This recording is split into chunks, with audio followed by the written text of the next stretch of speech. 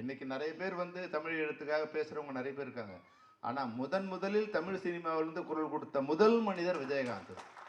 Captain Vijayakanth அவர்கள் தான் வந்து எந்த விதமான பிரதிபலனும் இல்லாம தமிழ் சினிமாவிலிருந்து குரல் கொடுத்த முதல் மனிதர். அதுக்காக உண்ணாவிரதம் இருந்து போராட்டம் நடத்தி அந்த குரலை வந்து உலகமெங்கும் ஒலிக்க செய்தவர் வந்து விஜயகாந்த் சார். அப்போ இந்த படத்துக்கு என்ன டைட்டில் வைக்கலாம் அப்படின்னு பேசிட்டு இருக்கும்போது நிறைய பேசிட்டே இருந்தோம். அப்போ வந்து பிரபாகரன் வச்சா நல்லா இருக்கும்னு சொன்னோடனே அவர் உடனே சொல்லிட்டாரு, நல்லா இருக்கு, ஆனால் கொஞ்சம் இதுவாக இருக்குது செல்லுமணி, வேற ஏதாவது ஆட் பண்ணலாம். யோசிச்சு சார் தளபதி பிரபாகரன் அப்படின்னு சொன்னேன். அப்போ வந்து இப்போ முதல்வராக இருக்கிற இது வந்து அப்போ வந்து தளபதியாக அப்போ தான் புகழ் பெற்றுட்டு வந்துட்டு இருக்காரு. அப்போ இல்லை செல்லுமணி, நம்ம அவங்களோட நெருக்கமாக இருக்கோம், ஏதோ அவர் பேரை நம்ம எடுத்துக்கிட்ட மாதிரி ஆகிடும் செல்லுமணி, அதனால் கொஞ்சம். அப்புறம் அப்படி பேசிட்டு வந்தோம். ஒரு நாள் நான் சொன்னேன், சார் கேப்டன் பிரபாகரன். இமீடியட்டாக ஓகே ஆயிடுச்சு. Captain Prabhakaran okay okay okay. அந்த புலன் விசாரணைக்காவது வந்து எங்களுக்கு ரொம்ப டவுட் இருந்துட்டு, இந்த படம் ரிலீஸ் ஆகிற வரைக்கும் விஜயகாந்த் சார் சொன்னார், செல்லுமணி இதெல்லாம் புரியுமா, தமிழில் யாருக்கு புரியும், புலன் விசாரணை என்னன்னு தெரியாதுன்னு. ஆனால் கேப்டன் பிரபாகரன் சொன்ன உடனே அன்னைக்கே வந்து அந்த படம் ஓகே ஆயிடுச்சு. அதுக்கப்புறம் இவ்வளோ பிரம்மாண்டமான படத்தை தயாரிக்கிறதுக்கு காரணமாக இருந்தவர் ராவுத்தர் தான். என்ன செலவு பண்ணாலும் என்ன கேட்டாலும் அது அனுப்பிச்சிட்டே இருப்பாங்க. அதுபோல் இன்னைக்கு இவர் சொன்னார் பாருங்க வந்து ராவ் நம்ம சிவா சார் உண்மையாகவே ரத்தம் சிந்தி இந்த ட்ரைலரில் நீங்கள் பார்த்துருப்பீங்க இல்லையா, ஒரு ஷார்ட் அப்படி தொங்கிட்டே வருவார், ஒரு கையில் கன்று ஒரு கையில், அந்த 20 அடி ஹைட்டில் இருக்குது. அது வரும்போது இது அறுந்துடுச்சு, மேலே இருக்கிற ரோப் அறுந்துடுச்சு. 2 கையில் இருந்தால் கூட ஏதோ கொஞ்சம் மேனேஜ் பண்ணலாம். ஒரு கையில் ரோப்பு ஒரு கையில் கன்று இருக்கும். வந்துட்டு போது ரோப் இருந்து அப்படியே கீழே விழுந்தார். சார் அதுதான் கடவுள் புண்ணியம் சார், இங்கே வந்து ஒரு ராக்கு பக்கத்தில் வந்து ஒரு புதர் மேலே விழுந்தார். ராக்கு மேலே விழுந்தாருன்னா அவர் வேற மாதிரி ஆயிருக்கும். அவ்வளோ உடனே டக்குன்னு நின்றார். எல்லாமே ஷாக் ஆகிட்டோம். ஒன்று ஓடி வந்தாங்க.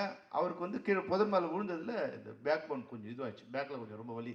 எழுந்து நின்று மெதுவாக என் கை மேலே என் தோல் மேலே கை போட்டுக்கிட்டு சொன்னார், செல்லுமணி வேறு ஷார்ட் ஏதோ எடுத்து அவங்க பயந்துருவாங்க, என்னால் நிற்க முடியல அப்படின்னு சொல்லிட்டு ஏதோ க்ளோஸ்அப் பண்ண எடுனார்.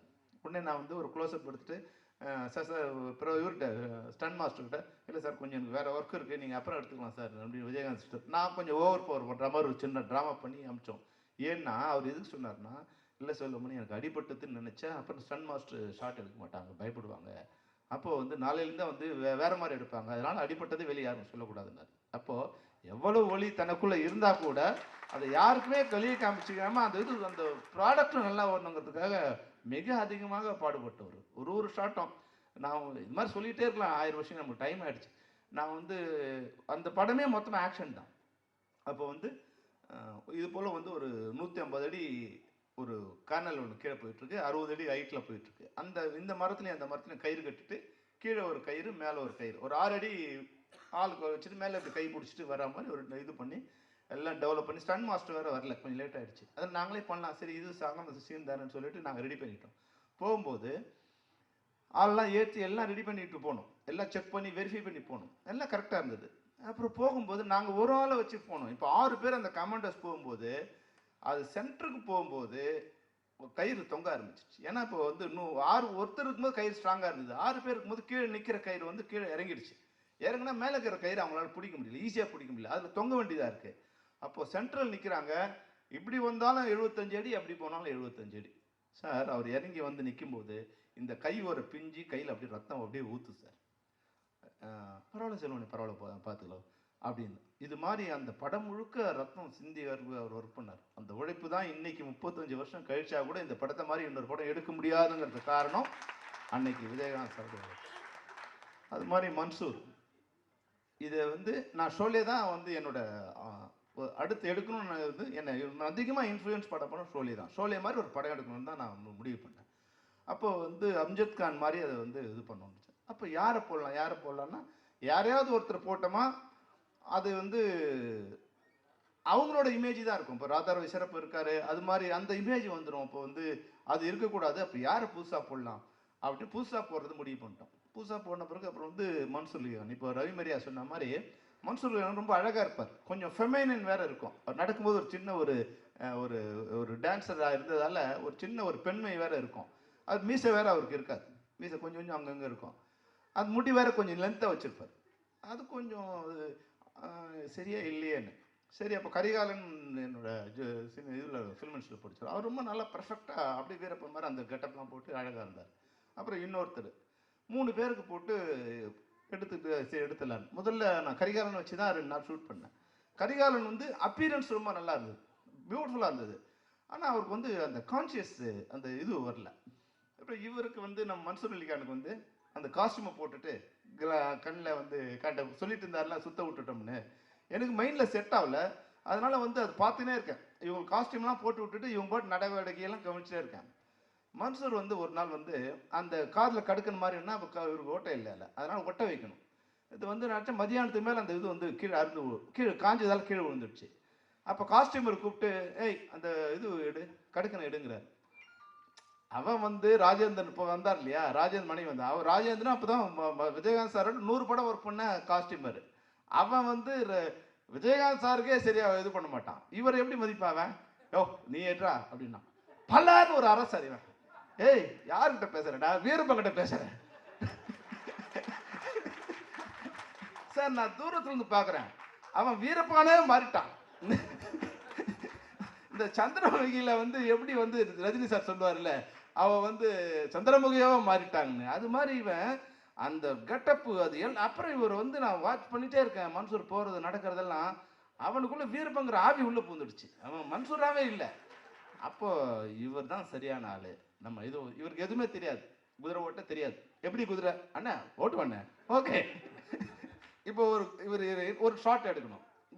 குதிரையை வந்து பின்னாடிக்கு வச்சுட்டு லோ ஆங்கிளில் அங்கே வந்து கேமரா வச்சுட்டு புஷ்லேருந்து குதிரையை அடித்தா மேலே வரணும், அந்த கேமரா மேலே ஜம்ப் பண்ணணும். சரி எல்லாம் ரெடி பண்ணிட்டோம். குதிரை ஓட்ட தெரியுமா மன்சூர்? அண்ணே நல்லா ஓட்டுவேண்ணே, ஓகே. பியூட்டிஃபுல் குதிரை ஒன்று, அது நெப்போலியன் பேர், அதுதான் அவங்ககிட்ட இருக்கிற நல்ல குதிரை. அவங்ககிட்ட கொடுத்துட்டு ரெடி ஸ்டார்ட் கேமரா. இது வந்து 72 ஃப்ரேம்ஸில் எடுக்கணும். கேமரா ஓடுது, ready start camera, action action action. Mansoor வா வா வா. அண்ணே குதிரை வரமாட்டேங்குது. அப்படியா? ஒன்று நான் வந்து அந்த குதிரை கோவிந்தராஜ் அவரை கூப்பிட்டுட்டேன். ஏன்னா எங்களுக்கு பயம், எனக்கு பயம் என்னன்னா, அப்போலாம் ஃபிலிம் வந்து உங்களுக்கு தெரியும், உயிர் போய்டும். நமக்கு அந்த ஃபிலிம் சுத்த ஆரம்பிச்சோன்னா நமக்கு வந்து ஹார்ட் அட்டாக் வரும். அது வேறு ஹை ஸ்பீட்னா ஜின்னு ஓடும், நமக்கு ஒரு ஏறும். உடனே 2வது ஷாட்டு, 3வது ஷாட்டு, 4வது ஷாட், ஒரு இது முடிஞ்ச உடனே அந்த ரீலே முடிஞ்சிடும். ஏன்னா அந்த நமக்கு தேவை வந்து ஒரு 200 அடி. எந்த 200 அடின்னு சொல்ல முடியாது. முதல் போட்ட உடனே அது வந்து சுத்த ஆரம்பித்த உடனே 200 அடியில் வந்து நிற்கும். அப்புறம் நம்ம ஷார்ட் எடுக்கும்போது 200 அடி இருக்குமா இல்லை, அது உடனே அது கேனை மாற்றணும். 3 can, 4 can, 5 can, 6 can, 7 can. ஒரு நாளைக்கு 2000 அடி தான் எனக்கு கொடுப்பாங்க. ஒரு கேனுங்கிறது 400 அடி. இப்போ 7 கேன் வந்து மறுநாள் தான் சேர்த்து முழுங்குறாங்க. உடனே என்ன சொன்னேன், என்ன ஆச்சு இன்னும் வரல. உடனே அந்த குதிரைக்காரனை கூப்பிட்டு கண்ணவனு திட்டினேன். சரி அவர் போய் பக்கத்து நின்ட்டார். இன்னும் கொஞ்சம் நேங்கச்சு வந்து சொன்னார், சார் என் குதிரையே ஓட்ட தெரியாது. என்னன்னா இவன் இந்த குதிரை இப்படி நிற்குது இல்லையா, இந்த ரீத்தை இப்படி பிடிச்சிட்டான். அந்த ரீட் இருக்கு இல்லையா, அந்த ரீடை இழுத்து பிடிச்சிட்டான். அதை விட்டா தான் முன்னாடி போதும். அதை போட்டு அடி அடி அடி அடிச்சா குதிரை வந்து நவர மாட்டேங்குது. எனக்கு சொன்னவன வந்தது கோவம். கொஞ்சம் லெஃப்ட் அண்ட் ரைட் வாங்கினேன். அப்படியே மூஞ்சிலாம் மனுஷருக்கு எனக்கு கோவம் வந்துடுச்சு. ஏன்னா என்கிட்ட ஃபுட்டேஜ் இல்லை, ஃபிலிம் இல்லை. ஒன்று சரிண்ணே பண்ணனே அப்படின்னு கொஞ்சம் இதுவாகிடுச்சா. சரி இப்போ தெரிஞ்சிச்சு, மன்சூருக்கு தெரிஞ்சிச்சு இந்த ரீடை விட்டா குதிரை ஓடுன்னு. அடுத்த இப்போ நாங்கள் திட்டினதெல்லாம் இருக்குல்ல, அடிச்சார் பாரு குதிரைய. குதிரை அப்படி பிச்சுட்டு கிளம்புனா குதிரை வந்து நாங்கள் 3 அடியில் வர வச்சோம், குதிரை 5 அடியில் வருது. இவர் 9 அடியில் மேலே பறக்காரு. அப்படி வந்து ரோலாகி வருது. அதாவது எப்படின்னா மன்சூருக்கு வந்து உயிர் இதை பற்றி எதுவுமே இல்லை. அது அந்த பண்ணணும், அது அவ்வளோதான். தெரியாதுன்னு மன்சூர் எதுவுமே சொல்ல மாட்டார்.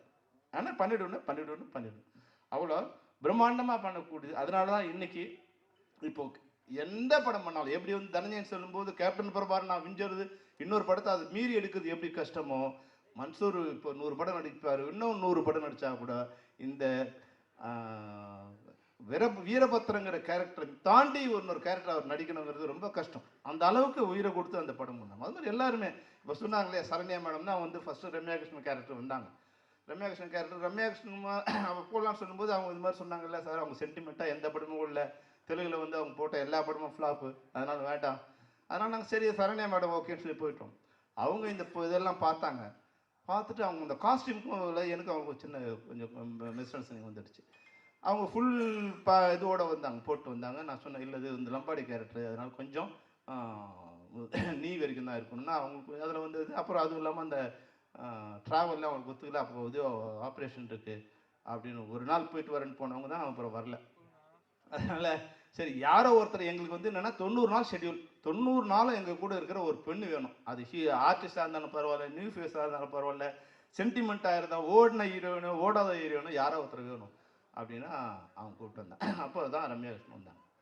ரம்யா கிருஷ்ணன் வந்தது இந்த படத்துக்கு எவ்வளோ பெரிய ப்ளஸ்ன்னு நீங்கள் பார்த்தீங்கன்னா 35 வருஷம் கழிச்சு கூட அந்த பாட்டு வந்து வரும்போது மக்கள்கிட்ட மிகப்பெரிய ஒரு வெற்றியும் ஆதரவும் இருக்கும்போது உண்மையாக அது கூட வந்து என்னென்னா, நான் அசிஸ்டன்ட் டைரக்டராக இருக்கும்போது அவங்க வந்து ஒரு ஹீரோயின். நான் முதல்ல கிளாப் அடித்தது ரம்யா கிருஷ்ணன் தான். ஃபஸ்ட்டு புது வசந்தன் ஒரு படத்துக்கு அவங்க ஹீரோயின்னு நாங்கள் கிளாப் பண்ணுறோம். அது அப்போது நான் டைரக்டராகி என் படத்தில் நடிக்க வராங்க. நடிக்க வந்து அந்த படம் விடும்போது என்னோட இன்னைக்கு யாராவது சரி இதில் நடித்தவங்களாம் யார் இருக்காங்க, சார் இல்லாத போது யாராவது செலிபிரிட்டி இருந்தால் நல்லா இருக்குன்னு சரத் சார் கூப்பிட்டேன். அவர் வரனார். இவங்களை வந்து கூப்பிடலாமா வேணாமான்னு அப்புறம் எனக்கு கொஞ்சம் டச் விட்டு போச்சு. நான் ஒய்ஃப் கிட்ட சொன்னேன். இல்லை நான் சொல்கிறேன்னு சொல்லி எனக்கு ஒய்ஃப் தான் வந்து ரம்யா பேசணுன்னா, இல்லை நான் நிச்சயமாக வரேன் சார், கொஞ்சம் லேட்டாக வரேன், வேறு ஏதாவது ப்ரோக்ராமுக்கு லேட்டாக வரேன்னாங்க. அந்த வகையில் இன்றைக்கி வந்து 35 வருஷம் கழிச்சாலும் நடித்த அந்த ஒரு நன்றியை மறவாமல் இன்றைக்கி வந்து கலந்துக்கிட்ட அவங்களுக்கும் இந்த நேரத்தில் நன்றி சொல்ல விரும்புகிறேன். அது மாதிரி சரத் சார் அவருக்கு வந்து இந்த அடிபட்டு அவர் பெட்டில் இருக்கார். அவரால் நடிக்கவே முடியாது. அப்போ பார்த்தீங்கன்னா தெரியும், இந்த படங்களில் வந்து நிறைய சீன்ஸ் இந்த கழுத்தில் ஸ்காலர் போன் போட்டு தான் நடித்தார். பரவாயில்ல நான் வந்து நடித்தேன். கேப்டன் சொன்னார், இல்லை செல்வமணி சரத் எப்போ வர்றாரோ அப்போ தான் படம். ஏன்னா அவர் 4 நாள் நடிச்சிட்டார். அப்போ சரத் 4 நாள் தான் நடிச்சிருக்காரு, மாற்றிடலாமா அப்படின்னு மற்றவங்க சொல்லும்போது விஜயகாந்த் சொன்னார், ஒரு நடிகை இப்போ தான் 2வது படம் நடிக்கிறாரு, அவர் பாதியில் எடுத்துகிட்டு அவர் லைஃப் இதுவாக போயிடும், நம்ம வந்து ஒரு 2 மாதம் ஷெட்யூல் தள்ளி வச்சு விளையாட. அதனால தான் இந்த படம் 100வது படம் மாறுறதுக்கு இதெல்லாம் ஒரு காரணம். அப்போ வந்து என்னைக்கு சரத்குமார் வராரோ அன்னைக்கு நம்ம எடுத்துக்கலாம் அப்படின்னு சரத்குமார் வரும்போது அந்த காலர்லாம் போட்டு நடித்தார். அந்த அவருக்கு ஒரு பாசிட்டிவ் கேரக்டர், அதான் சின்ன கேரக்டர் தான் இருந்து இருந்தாலும் அவர் அதை பண்ணார். அந்த வகையில் அவருக்கும் எல்லாருமே இது ஒர்க் பண்ண ராஜா, முதல்ல ரமேஷ்குமார் தான் என்னோட கேமராமேன். அவருக்கு ஒரு ஒரு ஒன் வீக்கில் வந்து சின்ன சின்ன செட் ஆகலை. ராஜராஜன் வந்தார். ராஜராஜன் வந்தது ஒரு வகையில் என்ன ஆச்சுன்னா, அவர் பாலுமேந்திரா சார்கிட்ட அசிஸ்டண்ட்டாக இருந்ததால் வந்து அந்த க்ரீனை வந்து அவ்வளோ அழகாக நான் ஒர்க் பண்ணதை 2C கேமராவில் தான் நிறைய ஒர்க் பண்ணோம். அந்த 2C கேமராவில் இவ்வளோ அழகாக நீங்கள் வந்து அந்த க்ரீனை வந்து வேறு யாராக இருந்தாலும் படம் பிடிக்க வச்ச முடியாது. கடவுள் புண்ணியத்தில் அதுவும் மாறினது ராஜராஜன் சார் வந்தது. அது மாதிரி ஆர்டர் ஜேகே அந்த மலையிலலாம் வந்து நாங்கள் ஒர்க் பண்ணது சொல்லிக்கிட்டே இருக்கலாம், நிறைய நேரம் இல்லை. அதனால் வந்து இதை பற்றி சொல்ல வேறு ஏதாவது நான் இன்டர்வியூ மாதிரி உங்களுக்கு கொடுக்குறேன். நிறைய விஷயங்கள் இருக்குது உங்களோட இந்த படத்தை பற்றி ஷேர் பண்ணுறதுக்கு, விஜயகாந்த் சார் பற்றி ஷேர் பண்ணுறதுக்கு, அதில் நடித்த ஒரு ஆர்டிஸ்ட்டை பற்றி ஷேர் பண்ணுறதுக்கு நிறைய விஷயங்கள் இருக்குது. அதுபோல் நான் இந்த இதுக்கு அனௌன்ஸ் பண்ணும்போது பிரேமலதா அவங்களோட வந்தாங்க. நான் சொன்னேன், அம்மா நீங்கள் வந்து இதுக்கு வந்தீங்க, தயவுசெய்து ஆடியோ ரிலீஸ் பண்ணும்போது பிரபாகர் நீங்கள் அனுப்பணும்னு. நிச்சயமாக வந்து அவங்க என்ன சொன்னாங்க, 3ஆம் தேதி நாங்கள் வந்து டூர் ஆரம்பிக்கிறோம். அப்போ டூர் ஆரம்பிக்கிறதால வந்து இப்போ எலெக்ஷன் இதுங்கிறதால நம்ம மக்களை தேடிங்கிறது இது பண்ணுறோம். அதனால் எங்கே இருக்குன்னு தெரியாது எங்களுக்கு. நாங்கள் நீங்கள் எங்கே இருந்தாலும் விஜய் பிரபாகரனை எங்களுக்கு அனுப்பணுமான்னு சொன்னேன். நிச்சயமாக அனுப்புகிறேன்னு சொன்னாங்க. அந்த வகையில் வந்து பிரபாகரன் வந்து இன்றைக்கி நீ வந்திருக்க ரொம்ப சந்தோஷம். நீ வந்ததுங்கிறது வந்து அப்பா வந்த மாதிரி என்னை பொறுத்த வரைக்கும்.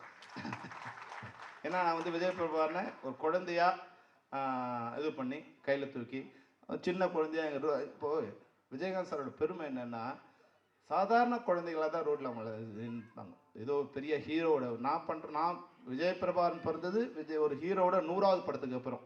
இன்றைக்கி ஒரு ஹீரோ 100 படம் நடிச்சிருந்தா அவங்க வாழ்க்கை தரம் எப்படி இருக்குன்னு நீங்கள் பார்த்துங்க. ஆனால் அன்னைக்கு வந்து வெறும் கண்ணம்மாள் தெருவில் வந்து பிரபாகரனும் சண்முக பாண்டியனும் ஒரு கிரிக்கெட் பேட்டை வச்சுட்டு ரோட்டில் வந்து ஸ்டம்பை வச்சுட்டு விளையாடிட்டு இருப்பாங்க. அந்த மாதிரி சின்ன சாதாரண நடுத்தர வர்க்கத்தில் இருக்கிற மக்கள் வாழ்ந்த மாதிரி தான் இன்றைக்கி நீங்கள் வாழ்ந்து. அதனால தான் இன்றைக்கி வந்து எந்த சோதனை வந்தாலும் நீ வந்து அதை தாங்கி நிற்கிறதுக்கு அப்பா அவருக்கு கொடுத்த அந்த ட்ரைனிங் தான் உனக்கு வந்து இது இருந்தாலும் நீ உன்னோட உயரம் இன்னும் நிறைய இருக்குது. நீ எந்த கவலையும் பட வேண்டியதில்லை. ஏன்னா அப்பா பந்திக்காத அவமானமோ தோல்வியோ கிடையாது. இதையெல்லாம் தாண்டி தான் அப்பா ஜெயிச்சார். ஆனால் நீ வந்து உண்மையாகவே எனக்கு ஒரு வகையில் என்ன சந்தோஷம்னா, நீ வெற்றி கோட்டை பக்கத்தில் வந்து நின்றுட்ட. ஒரு 4000 5000 ஓட்டுங்கிறது வந்து சாதாரண விஷயம் கிடையாது. நீ வந்து எங்கேயோ விருதுநகரில் போய் நின்று வந்து லட்சக்கணக்கான ஓட்டு நீ வாங்க முடியும்னா நிச்சயமாக அது சாதாரண விஷயம் கிடையாது. அது வந்து உன்னோட வெற்றி கூட வந்து தடுக்கப்பட்ட வெற்றி, மறுக்கப்பட்ட வெற்றியை தவிர அது வந்து நியாயமான தோல்வி கிடையாது. அது வந்து அதனால் வந்து உன்னை வந்து நிச்சயமாக இந்த வெற்றி வந்து சேரும். அதுக்கு வந்து நாங்கள் ஏதாவது ஒரு கட்சியெல்லாம் தாண்டி நான் கூட அப்பாவுக்கு வந்து இது நிற்கும்போது நாங்கள் எல்லோரும் போனோம். என்ன நாங்கள் கட்சிலாம் இல்லை, விஜயகாந்த் சார் நிற்கிறாரு, நாங்கள் அவங்களுக்கு பிரச்சாரம் பண்ணுவோம். நாங்கள் வந்து எங்களோட அனுபவத்தை சொல்லுவோம். நீங்கள் வந்து விஜயகாந்த் ஒரு நல்ல மனிதர், அவரோட நல்ல குணத்தை நாங்கள் சொல்லுவோம், வேற பற்றி நாங்கள் சொல்ல போதில்லைன்னு சொன்னோம். அது மாதிரி எங்களால் வந்து உங்களுடைய இதுக்கு வந்து ஒரு சின்ன ஒரு அணில் மாதிரி இருக்குன்னா நாங்கள் ஏதாவது ஒரு வகையில் நன்றி கடன் பண்ணணும். அப்பாவுக்கு நான் ஏறக்குறைய மற்றவங்களாம் வந்து நான் 100 படம் நடந்த பிறகு இப்போ ஹீரோஸ் என்ன நினைக்கிறாங்க பாருங்கள். ஹீரோஸு இப்போ உலக அழகி வேணும், உலகத்தின் மிகச்சிறந்த கேமராமேன் வேணும், ஃபாரின்லேருந்து மேக்கப் மேன் வேணும், பெரிய பட்ஜெட்டில் கதை சொல்லும்போதே 100 கோடி கதை இருக்கான்னு கேட்கணும். இதையெல்லாம் விஜயகாந்த் சார் சொல்லும்போது அவரை நம்பி வருவார். கதை ஏதோ உதவி பண்ணணும்னு நினச்சாருன்னா அதை கூட கேட்க மாட்டார். சரி ஓகே 10 நாள் வேணுமா ஏதோ பண்ணிக்க. அது மாதிரி மிகச்சிறந்த மனிதர், எதை பற்றியுமே கவலைப்படையாத, மனிதர்களுக்கு நல்லது பண்ணுங்கிற ஒரே ஒரு நோக்கத்தோட வந்த உன்னதமான தலைவர் வந்து உங்கள் அப்பா. நான் வந்து பெருமைக்காக சொல்லலை, ஏன்னா இப்போ அவர்கிட்ட இப்போ அவரை பற்றி பாராட்டி எங்களுக்கு ஆகப்போதில்லை. அவர் இருக்கும்போது சொன்னா கூட பரவாயில்ல, இல்லாதப்போ சொல்கிறோம்னா அந்த கில்ட்டி எங்களுக்கு இருந்துகிட்டே இருக்குது. இப்போ யாரோ சொன்னாங்க இல்லையா, அவர் வாழும்போது அவரை பற்றி இவ்வளோ யாருக்கும் தெரியல, சும்மா மீம்ஸ் போட்டு கிண்டல் பண்ணிக்கிட்டு. விஜயகாந்த் சாருக்கு ஒரே விஷயம் என்னன்னா, நடிக்க தெரியாது. சினிமாவில் நடிக்க தெரியும், அரசியலில் நடிக்க தெரியாது. அவர் என்னவா இருந்தாரோ அதையே பொறுத்து பண்ணும்போது அது மற்றவங்களுக்கு கிண்டலாக இருந்தது. மற்றவங்களாம் வந்து ஒளிவு மறைவாக கொஞ்சம் உள் வாழ்க்கை ஒன்று வெளி வாழ்க்கை ஒன்றுன்னு. விஜயகாந்த் சாருக்கு வந்து அகமும் ஒன்று தான், புறமும் ஒன்று தான். உள்ளே என்ன நினைக்கிறாரோ அதுதான் வெளியே, வெளியே என்ன நினைக்கிறது உள்ள. பல நேரங்கள் வந்து கோவப்படுவார். கோவப்பட்ட அடுத்த வினாடி வந்து சாரி சாரி 100 தடவை கேட்பார். தம்பி செல்வமணி ஏதாவது பிரச்சனையா? இல்லை இல்லை சார் ஓகே. அது மாதிரி அவ்வளோ அந்த நல்ல குணம். உண்மையிலே கடவுள்னு ஒரு இருக்காங்கன்னா அது உன்னோட வெற்றியில தான் அது உண்மையாகும். நீ வெற்றி பெறும்போது தான் கடவுளுங்கிற ஒருத்தர் இருக்கார். தாய் மாதாவ புண்ணியம் வந்து மக்களை சேரும்னா அந்த புண்ணியம் வந்து உங்களுக்கு நூற்றுக்கணக்கான டன்னு நூற்றுக்கணக்கான ஜென்மத்துக்கு சேர வேண்டிய புண்ணியம் உங்ககிட்ட இருக்கு. அந்த புண்ணியம் வந்து உங்களை வாழ வைக்கும். இந்த இதுக்கு வந்தது நிச்சயமாக இந்த படம் ரிலீஸ் ஆகும்போது மறுபடியும் வந்து விஜயகாந்த் சாருங்கிற வந்து நான் இந்த என்னால் வந்து கிடையாது, அவரோட இதுவை வந்து அவர் போய் இன்னைக்கு தமிழ்நாடு முழுக்க இல்லை வந்து எனக்கு கார்த்திக் வந்து சொன்னார். உண்மையில் இந்த நேரத்தை கார்த்திக் நான் ரொம்ப நன்றி சொல்ல கடப்பட்டேன். கார்த்திக் அவங்க நண்பருக்கும் முதல்ல என்கிட்ட படம் காமிச்சாங்க. எனக்கு வந்து நான் சொன்னேன் இல்லை சார் எனக்கு இன்ட்ரெஸ்ட் இல்லைன்னு சொன்னேன். ஏன்னா வந்து அது எங்கேயும் பிரிண்ட் கிடைக்கல. வந்து இப்போ தமிழ் சினிமாவில் நெகட்டிவ் இல்லை, பிரிண்ட் இல்லை, அப்போ தேடி கண்டுபிடிச்சி கஷ்டமாக இருக்குன்னு சொன்னாங்க. அப்படின்னா வேண்டாம் சார்ன்னு சொல்லிட்டேன். ஆனால் 2 மாதம் கழிச்சு 6 பிரிண்ட்டு. அன்னைக்கு நாங்கள் போடும்போது ஒரு பிரிண்ட் 50,000 தான். அப்போ பழைய பிரிண்ட்டு 10,000 தான் கொடுப்பான். இன்றைக்கி ஒரு பிரிண்டோட விலை 5 லட்சம். ஏன்னா அது பிரிண்ட்டே இல்லை எங்கேயும். 6 பிரிண்ட்டை கொண்டு வந்து எங்கிட்ட காமிச்சு ஒரு இதுலேருந்து எது எதெல்லாம் சிறப்பாக இருக்கோ அதையெல்லாம் கலெக்ட் பண்ணி மறுபடியும் அதை வந்து சிஜி பண்ணி அதிலேருந்து ட்ரான்ஸ்ஃபர் பண்ணி இந்த படத்தை வந்து புது படம் மாதிரியே வந்து பண்ணியிருக்காரு. அந்த வகையில் வந்து எனக்கு அன்றைக்கி எப்படி ஒரு இப்ராஹிம் ராவத்தர் கிடச்சாரோ அது மாதிரி தான் நீங்கள் உள்ளத்தால் உருவத்தால் நீங்கள் இருந்து சாரி உருவத்தால் வந்து சின்னவா தெரிஞ்சால் கூட இப்ராஹிம் ராவத்தருக்கு இருந்த அதே இது வந்து உங்கள் பிரம்மாண்டம் வந்து உங்கள் மனசில் இருக்குது. எனக்கு ஒரு புண்ணியம் நீங்கள் மறுபடியும் அந்த ரீரிலீஸுக்கு நீங்கள் வந்து சேர்ந்தது. அபு நீங்கள் வந்து மிக உண்மையாகவே ஒரு நல்ல ஆளை தேர்ந்தெடுத்து நீங்கள் இது பண்ணியிருக்கீங்க. எல்லாரும் கேரளாவும் கர்நாடகாவும் இது போன்ற ஒரு சிறந்த டிஸ்ட்ரிபியூட்டர் கொடுத்து அதை நீங்கள் ஒரே நேரத்தில் பண்ணிங்கன்னா நிச்சயமாக வந்து உங்களுக்கு இந்த படத்தின் மூலம் எனக்கு பேர் வரும், உங்களுக்கு பணம் வரும். பேரும் பணமும் உங்களுக்கு வரும். ராவுத்தர் பிலிம்ஸுங்கிற பேர் வந்து இப்போ என்னன்னா அப்பா என்ன சொல்லுவாருன்னா அந்த பிரம்மாண்டமாக அப்படி போட்டுட்டு செல்வமணி நம்ம இங்கிலீஷ் படம் எடுப்போம் செல்வமணி. அது என் கெட்ட நேரம். நான் பார்த்த உலகத்தில் நான் பார்த்த நட்புங்கிறது வந்து கோப்பரி செய்து பிசுரான் தாயன்னு சொல்லுவாங்க. ஆனால் நான் பார்த்த நட்பு, என்னுடைய ஜென்மத்தில் நான் பார்த்த நட்பு ஆசை இப்ராஹிம் ராவத்தர் விஜயகாந்த் நட்பு விட ஒரு மிகச்சிறந்த நட்பு உலகத்தில் நம்ம பார்க்கவே இல்லை. அந்த மாதிரியான நட்போடு இருந்து அந்த நட்பில் வந்த இன்னைக்கு 2 பேரும் விஜய பிரபாகரனும் அவும் நீங்கள் வந்திருக்கீங்க. இன்னும் உங்கள் அப்பாவை பற்றியும் அவங்க அப்பாவை பற்றியும் உங்களுக்கு தெரியும், அவங்க நட்பு என்னன்னு தெரியும். நீங்கள் மறுபடியும் அதுபோல் வந்து நண்பர்களாக இருந்து தமிழ் சினிமாவில் அவர் வந்து அரசியலில் நீங்கள் அரசியலில் கேப்டன் ஆகணும், நீங்கள் சினிமாவில் கேப்டன் ஆகணும். அதுதான் உங்கள் அப்பா அம்மாவுக்கு நீங்கள் உங்கள் அப்பாவுக்கு பண்ணுற நன்றியாக இருக்கும். மறுபடியும் நான் வந்து வேறு பேட்டியில் இது பண்ணுற நிறைய நேரமாச்சு. ஏன்னா பிரபாகரனோட பேச்சு தான் ரொம்ப முக்கியமாக. அதனால தான் நான் வந்து அவரை கடைசியாக பேச வைக்கணும்னு நினச்சேன். அந்த வகையில் இந்த நிகழ்ச்சியில் கலந்த அனைவருக்கும் நன்றி. பிரபாகருக்கும் என்னோட நன்றி, அம்மாவுக்கும் என்னோட நன்றி. நன்றி நன்றி சார். கேப்டன் பிரபாகரன் கிளைமேக்ஸ் படப்பிடிப்பின் போது